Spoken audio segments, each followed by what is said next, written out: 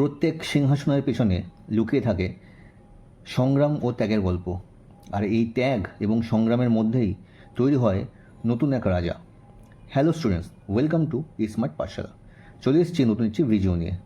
Class 8 English lesson 7 এ Kings টেল, এই গল্পের পরবর্তী ভাগ অর্থাৎ পার্ট 2তে, যেখানে তোমাদের এই ভিডিওর মাধ্যমে লাইন বাই লাইন বা বাংলা অনুবাদ এবং শেষে গুরুত্বপূর্ণ ওয়ার্ডের বাংলা মানে বোঝাবো।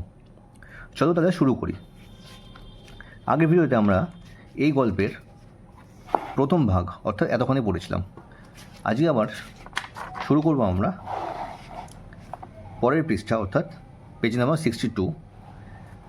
এখান থেকে আমরা শুরু করব। চলো তাহলে সময় নষ্ট না করে ভিডিওটা শুরু করি। Let's continue.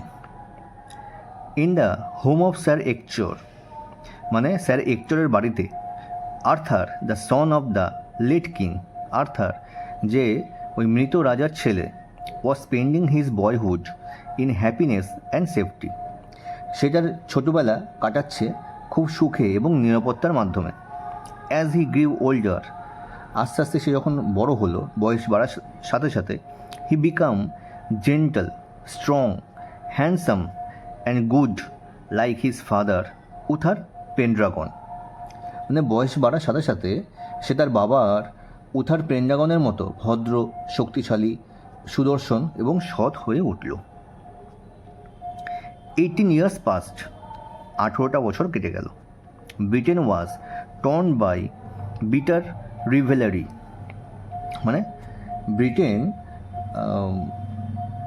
ছিন্নভিন্ন হয়ে পড়েছিল বিভিন্ন রকম দ্বন্দ্বে, প্রতিদ্বন্দ্বে, মানে সবার সাথে সবার মারামারি হচ্ছে, ঝুট ঝামেলা হচ্ছে, এই সংক্রান্ত বিষয় নিয়ে ব্রিটেন ছিন্নভিন্ন হয়ে গেছিল। None of the fighting barons had manage to become the king, মানে যেসব জমিদার ছিল বা প্রভাবশালী ব্যক্তি ছিল যারা নিজেদের মধ্যে মারামারি করছিল, তাদের মধ্যে কেউই কিন্তু রাজা হতে পারেনি। ঠিক আছে।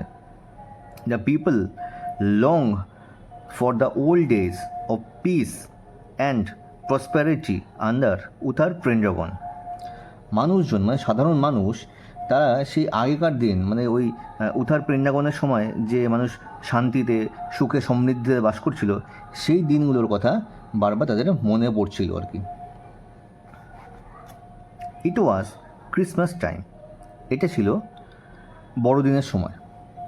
এ টাইম অফ ফেস্টিভিটি, একটা উৎসবের সময়।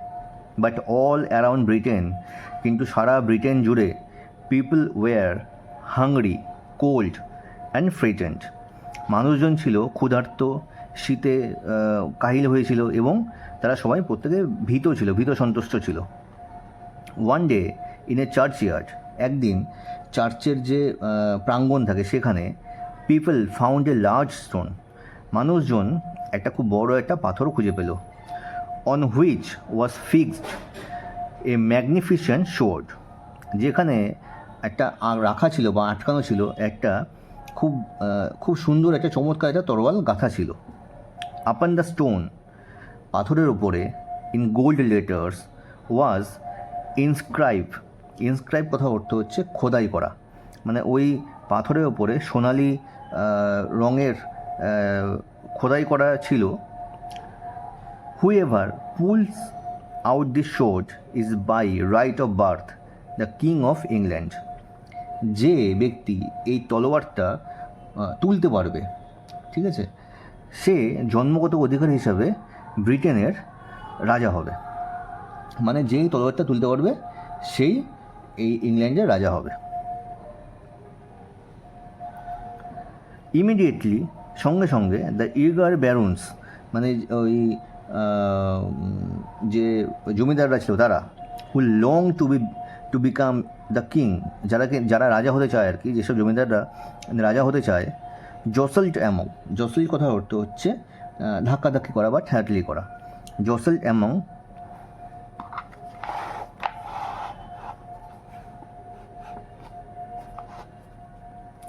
দেমসেলভ টু লিভ দ্য শোর্ড, তারা নিজেদের মধ্যে ধাক্কাধাক্কি করতে লাগলো, হ্যাঁ, বা হুড়োহুড়ি করতে লাগলো ওই তলোয়ারটা তোলার জন্য আর কি। নান সাকসিড, কেউই সফল হলো না। The sword remain fixed to the stone, তরোয়ালটা একদম ওই পাথরের সাথেই আটকে রইল।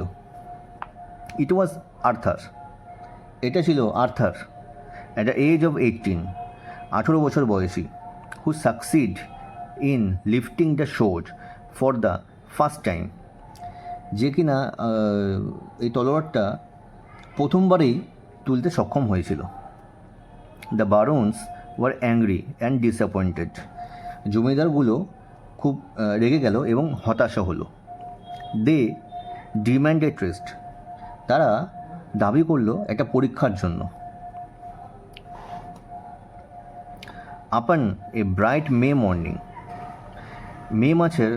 মে মাসের এক উজ্জ্বল দিনে বা উজ্জ্বল সকালে, মে মাসের এক উজ্জ্বল সকালে, a great trial took place in the presence of many peoples, মানে একটা পরীক্ষার ব্যবস্থা করা হলো বা অনুষ্ঠিত করা হলো, হ্যাঁ, সবার সামনে, বহু মানুষের সামনে মে মাসের সকালে একটা পরীক্ষার ব্যবস্থা করা হলো।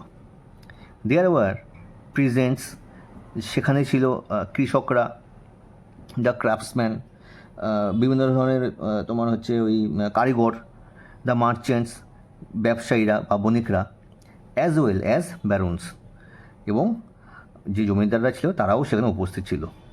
In front of every one, সকলের সামনে, আর্থার, স্লেন্ডার অ্যান্ড ইয়ং, যে কিনা একটু স্লেন্ডার কথা হচ্ছে একটু রোগাকরণের, ঠিক আছে, এবং আর্থার যে কিনা একটু রোগাকরণের এবং যুবক, লিফটেড দ্য শর্ট ইজিলি, সে ওই তরোয়ালটা খুব সহজেই তুলে ফেলল।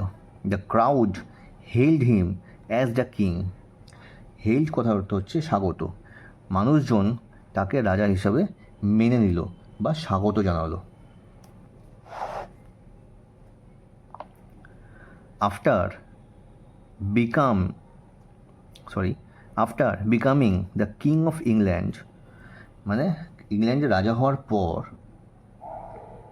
Arthur's first duty was to secure peace in England, আর্থারের প্রথম কাজ ছিল দেশে শান্তি প্রতিষ্ঠা করা বা দেশে শান্তি ফেরানো। হি ওয়াজ হেল্প বাই উইশ মার্লিন, তাকে সে জ্ঞানী মার্লিন এই ব্যাপারে সাহায্য করেছিল। লাইক হিজ ফাদার, তার বাবার মতোই আর্থার ছিল concerned about the good of the common people, সে সাধারণ মানুষের ভালোর কথা সে চিন্তা করতো তার বাবার মতোই সে। King Arthur fought battles so that no one could ill treat the humblest of his subject, রাজা আর্থার যুদ্ধ করেছিল কারণ যাতে তার সবচেয়ে যে সাধারণ প্রজা তাকে যেন কেউ যেন অত্যাচার করতে না পারে। ইল ট্রিট মানে হচ্ছে অত্যাচার করা, হামলেস্ট কথা অর্থ হচ্ছে নত হওয়া, মানে কেউ যাতে নত না হয় বা কারো প্রতি কেউ যেন অত্যাচার না হয়, সেই কারণে সে যুদ্ধ করতে বাধ্য হয়েছিল। King Arthur had lost his royal শোর্ড in a battle, মানে একটা যুদ্ধে রাজা আর্থার তার যে রাজকীয় যে তলোয়ারটা সেটা সে হারিয়ে ফেলেছিল। ওয়ান ডে, একদিন, Merlin took him to a valley of sweet smelling flowers, একদিন মার্লিন তাকে নিয়ে গেল একটা উপত্যকাতে যেখানে খুব মিষ্টি ফুলের গন্ধ ভেসে আসছিল, ঠিক আছে। At the age of the plain there was a deep lake, মানে সমতলের কিনারায় ছিল একটা খুব গভীর খাদ বা গভীর হ্রদ। As Arthur approach the lake, Arthur ওই লেকে বা ওই হ্রদের ধারে যখন গিয়ে পৌঁছালো, a beautiful arm with golden bracelets, একটা খুব সুন্দর হাত যার হাতের মধ্যে সোনার বা সোনার বালা পড়া ছিল আর কি, রোজ ফ্রম দ্য ওয়াটার, জল থেকে উঠে আসলো। The hand held a sword set with rubies and emeralds, ওই হাতে ধরা ছিল একটা তলোয়ার যেটার মধ্যে রুবি মানে এক ধরনের একটা রত্ন, অ্যান্ড এমব্রেলস মানে ওটাও এটাকে বলে পান্না, মানে রুবি এবং পান্না খচিত একটা তরোয়াল সেই হাতে ধরা ছিল, ঠিক আছে। তবে দেখো আমরা এই পার্টটা কিন্তু এখানে শেষ করে ফেললাম। ঠিক আছে, তাহলে এবার আমরা চলো বোর্ডে চলে যাব। এই পার্টের মধ্যে যে ইম্পর্টেন্ট ওয়ার্ডগুলো আছে সেগুলো আমরা দেখে নেব। হ্যালো স্টুডেন্ট, চলে এসেছি আমরা বোর্ডে। দেখো, লেসন 7 এ কিংস টেল তোমাদেরকে এক এক করে এগুলোর বাংলা মানে বুঝিয়ে দিই। প্রথমে যে ওয়ার্ডটা আছে রিভেলারি, রিভেলারি কথা হচ্ছে প্রতিদ্বন্দ্বিতা।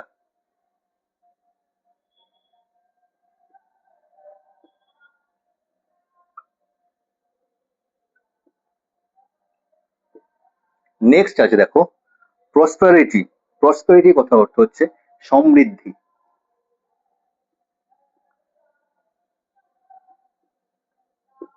নেক্সট আছে দেখো ফ্রেটেন্ড, ফ্রেটেন্ড কথা অর্থ হচ্ছে ভীত। নেক্সট দেখো আছে ইনস্ক্রাইবড, ইনস্ক্রাইব কথা অর্থ হচ্ছে খোদাই করা।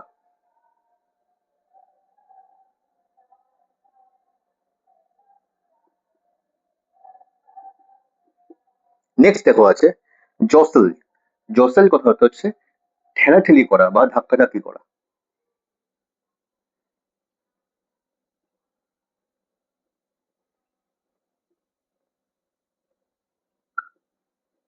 নেক্সট আছে দেখো ক্রাফটসম্যান, ক্রাফটসম্যান কথা অর্থ হচ্ছে শিল্পী বা কারিগর যাকে বলে।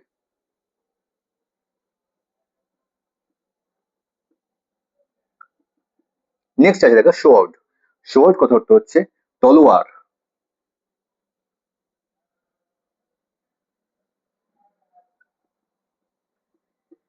নেক্সট আছে দেখো মার্চেন্টস, মার্চেন্টস কথা অর্থ হচ্ছে বণিক।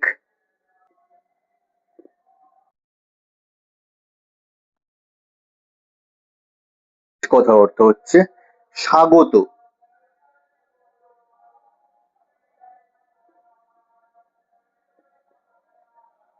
নেক্সট দেখো লেখা আছে হামব্লেস্ট, হামব্লেস্ট কথা অর্থ হচ্ছে নত স্বীকার করা বা নম্র।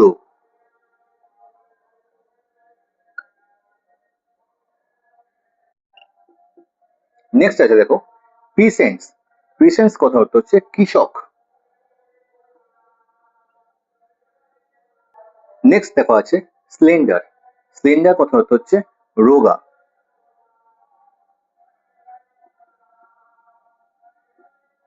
নেক্সট দেখো আছে এমব্রেলস, এমব্রেলস কথা অর্থ হচ্ছে পান্না, এক ধরনের রত্ন।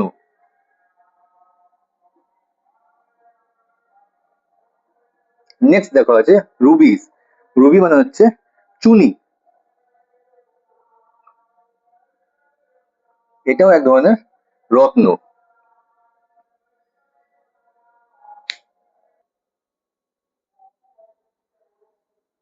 তাহলে এই কাজটার মাধ্যমে আমাদের কিন্তু এই লেসনের অর্থাৎ লেসন 7 এ কিংস টেল এই গল্পের এই পার্টটা কিন্তু শেষ হচ্ছে। আশা করি তোমরা সকলে বুঝতে পেরেছো।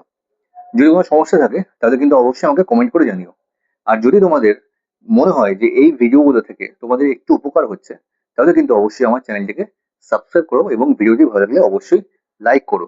তাহলে দেখা হচ্ছে নেক্সট ভিডিওতে।